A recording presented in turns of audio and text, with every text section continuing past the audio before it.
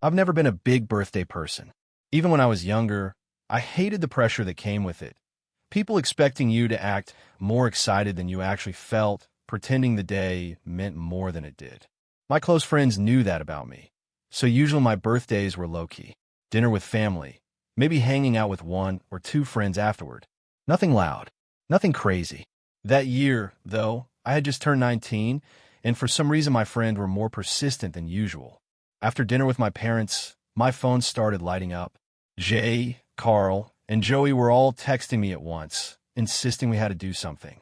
Not bars, we were underage and didn't have fake IDs, but something memorable. Something that would feel like a real birthday night. Jay was the one who came up with the idea. He owned a beat-up Jeep that he was obsessed with, and he suggested we go night off-roading at a state park about half an hour from where we lived. According to him, there were walking trails deep in the woods that were wide enough for cars, and he'd driven them before without any trouble.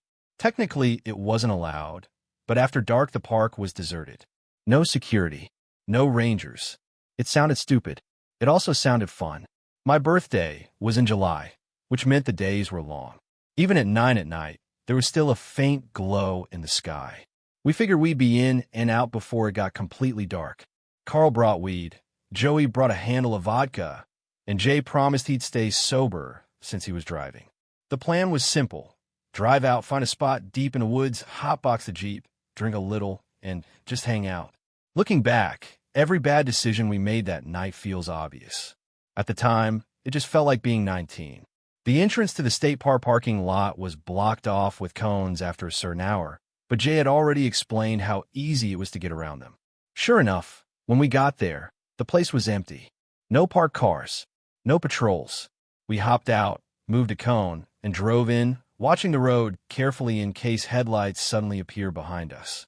Past the entrance was a long, narrow one-way road with dense woods on both sides. The trees formed a tunnel, branches leaning inward like they were closing behind us.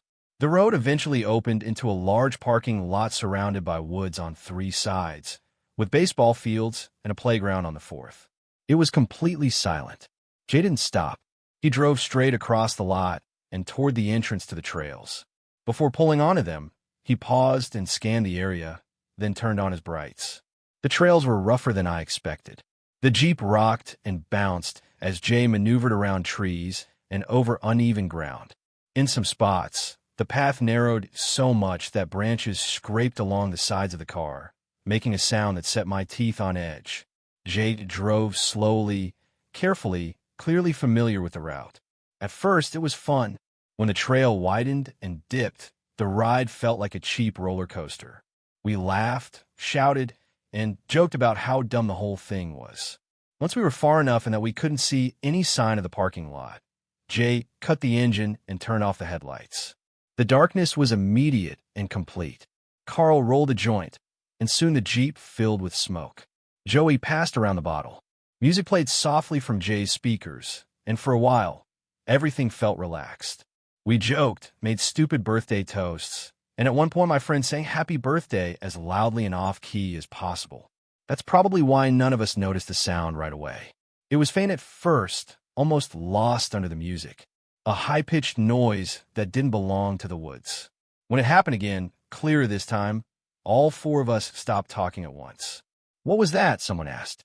Jay turned the music off, and the silence rushed in. A few seconds passed, and then we heard it again, a sharp, distant scream. Jay turned the headlights back on, flooding the trail ahead with light. There was no one there, just dirt, trees, and darkness beyond the beams. We all talked at once, trying to rationalize it.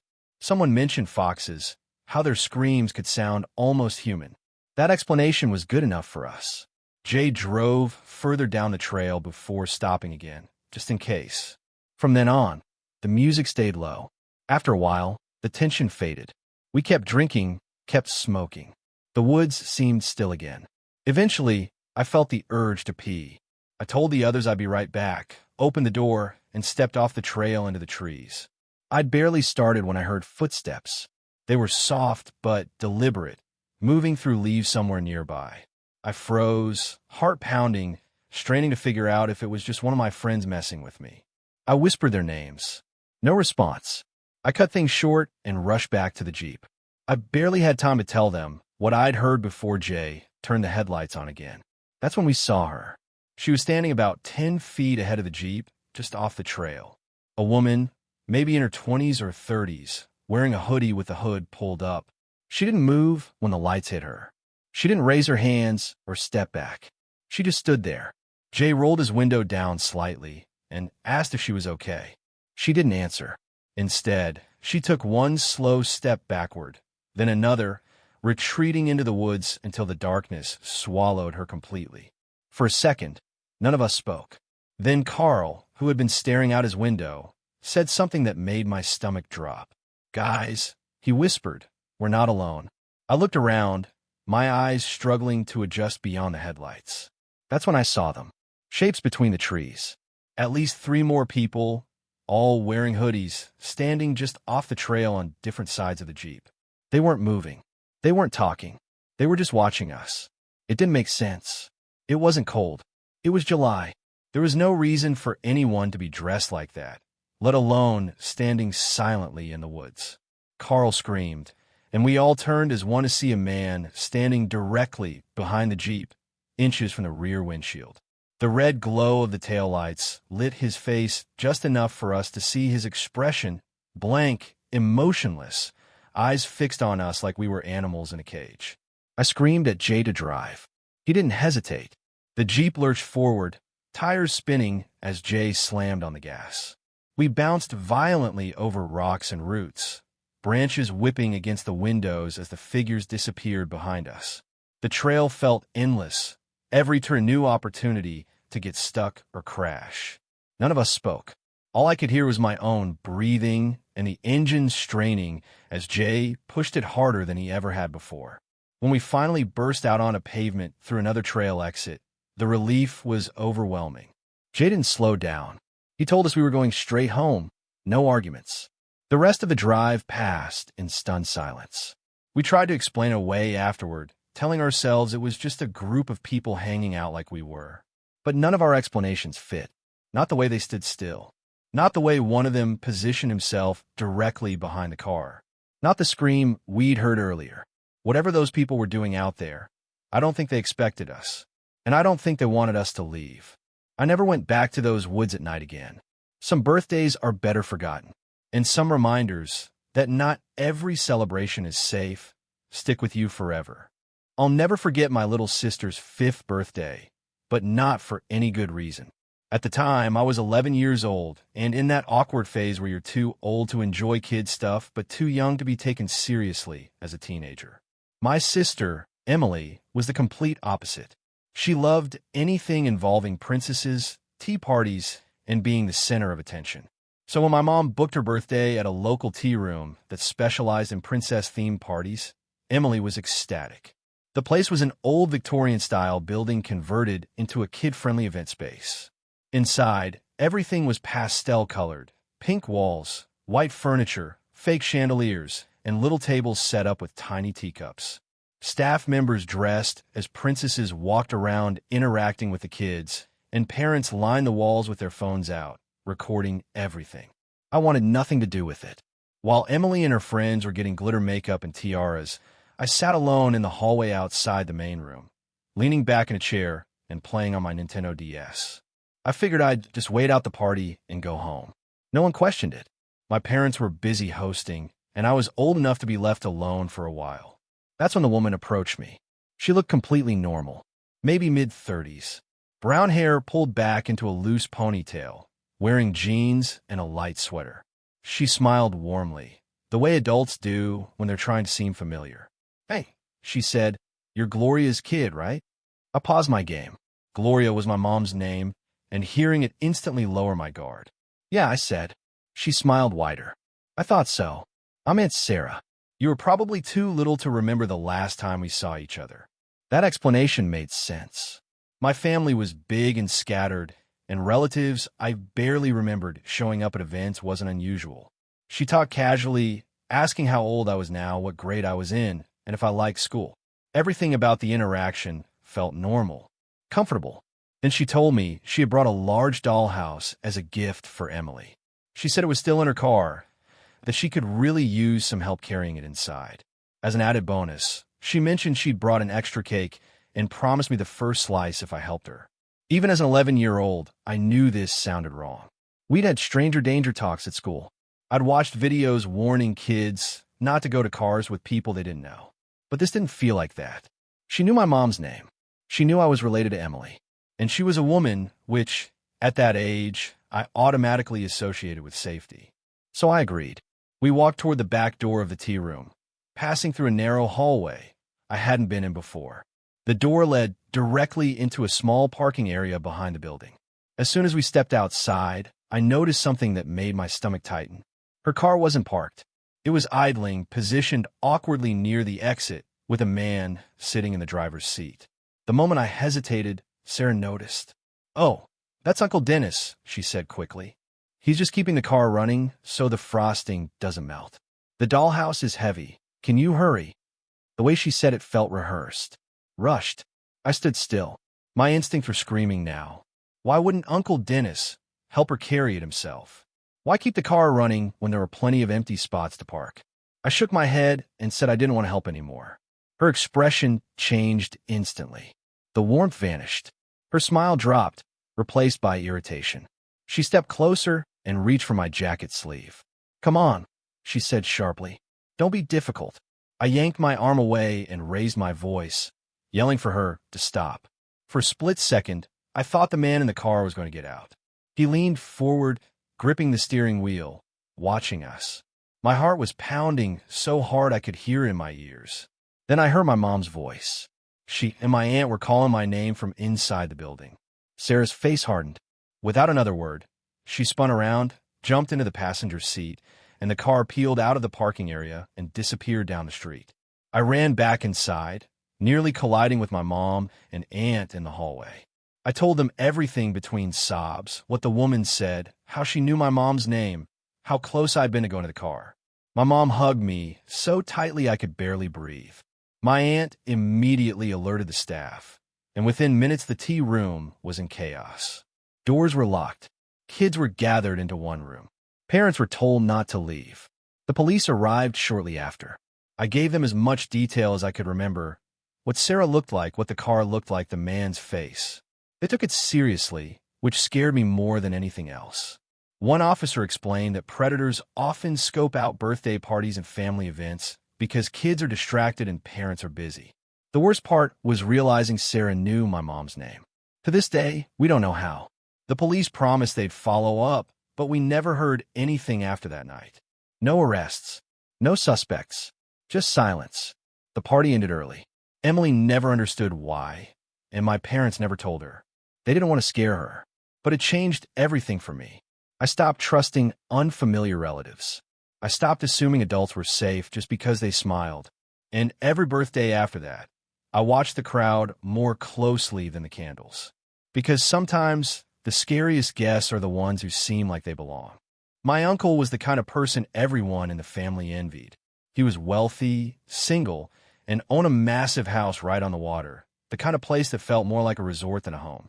It had a long driveway, a gated backyard, a pool overlooking the bay, and more rooms than any one person could reasonably need. Growing up, I loved visiting his place, but he was also very particular about rules. One of the biggest ones was that he didn't like people staying over. Ever. So when he offered to let me use his backyard for my 21st birthday party while he was out of town for the month, I was shocked. It felt like a once-in-a-lifetime opportunity. Since it was my 21st, I wanted to go all out. I invited all my friends and told them to invite their friends too, as long as everyone brought their own alcohol. I figured it would be a big party, but manageable. Music, swimming, drinking, and then everyone would leave. That was the plan, at least. The party started around 8 in the evening. My uncle had a built-in surround sound system in the backyard, so I plugged my burner phone into it and let a party playlist run. I made one rule very clear to everyone I invited. Stay out of the house unless you needed to use the bathroom. This was a backyard-only party.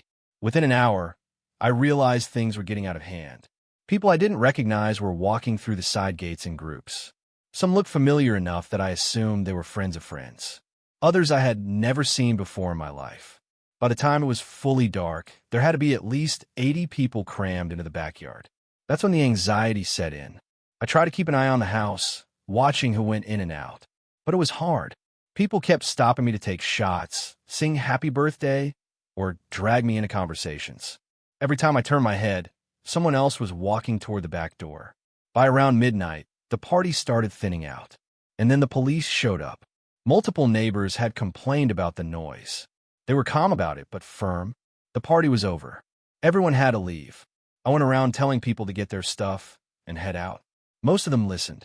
A few tried to argue, but the flashing lights in the driveway convinced them otherwise.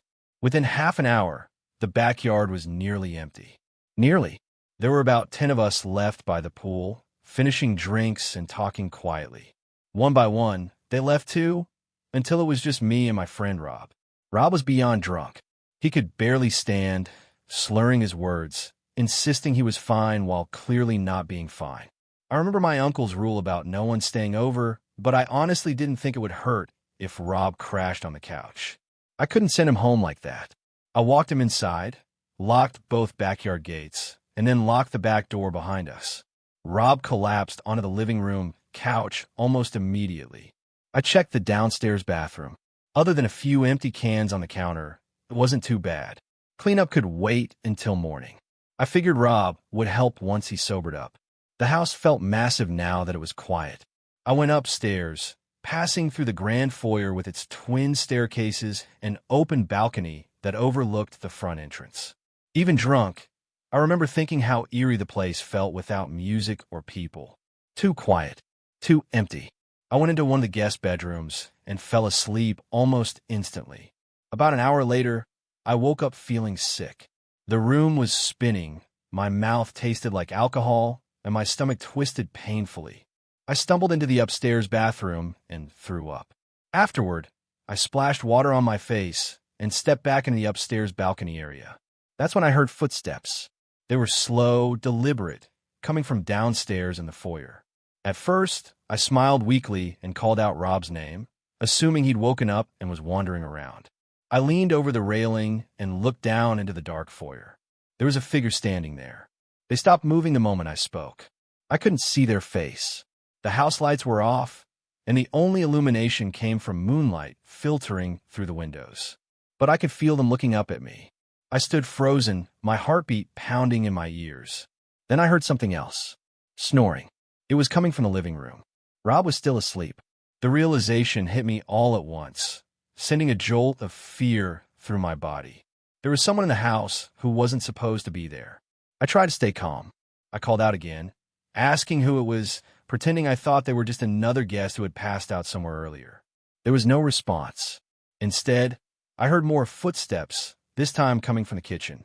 My hands started shaking. I backed away from the railing and quietly retreated into the guest bedroom. My plan was simple: lock the door and call 911. But as I reached for my phone, I remembered Rob downstairs. Alone, completely vulnerable. I hesitated. Then I decided I had to at least warn him. I called his phone. It rang once, then someone picked up. Before I could say anything, I whispered his name 3 times.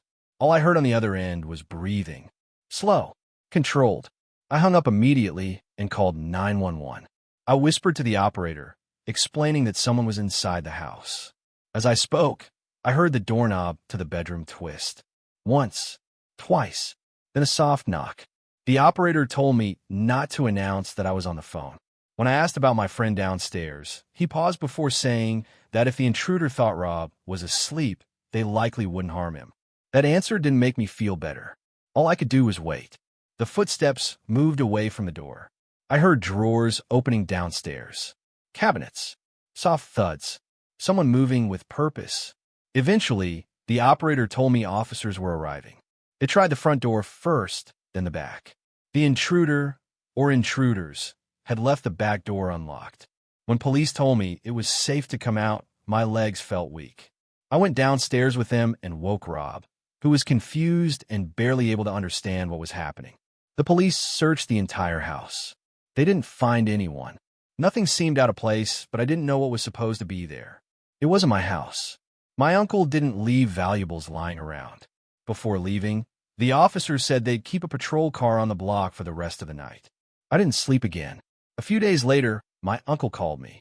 He asked if I'd seen his Cartier watch. It had been kept in a kitchen drawer. That's when I told him everything. He was furious, not just about the watch, but about the risk I'd taken. He never asked me to pay him back, but he never let me host another event at his house again. And honestly, I don't blame him, because somewhere in that crowd of birthday guests, someone decided to stay. And if I hadn't woken up when I did, I don't know how that night would have ended.